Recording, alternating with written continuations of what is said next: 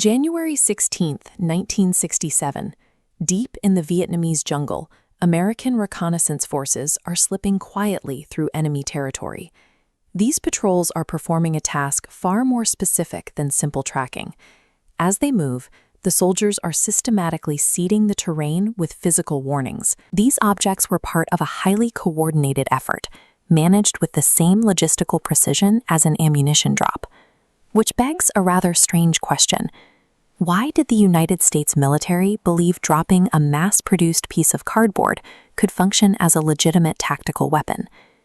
To understand the tactic, we have to look at the people it was designed to target. The Viet Cong had specific cultural superstitions that the American military learned to exploit.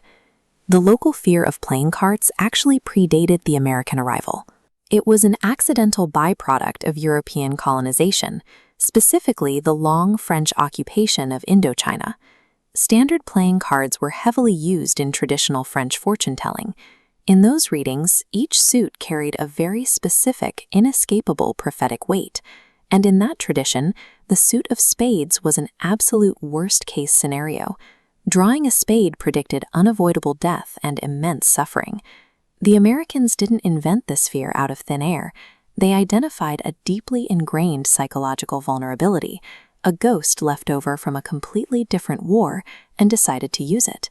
By February 1966, 2 lieutenants serving in the 25th Infantry Division realized this lingering superstition could be weaponized on the ground. But standard issue gear didn't include playing cards, so they bypassed standard military supply chains entirely and reached out directly to the United States Playing Card Company in Ohio. Their request was highly specific. They needed custom decks stripped of all hearts, clubs, and diamonds.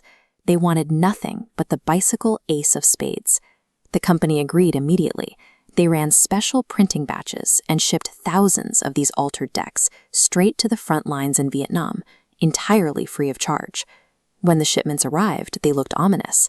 The standard, colorful packaging was gone, replaced by stark, unadorned white cardboard boxes, marked with a single phrase, "Bicycle Secret Weapon."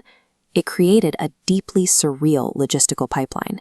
An 80-year-old toy company had quietly pivoted to become a direct supplier of psychological munitions. Which brings us back to the mud and the humidity of January 1967. Ground patrols are now fully equipped with these custom-printed decks. They began deliberately scattering the cards in hostile villages and leaving them behind during violent raids, effectively planting them as psychological landmines. The intent was entirely psychological. They wanted to induce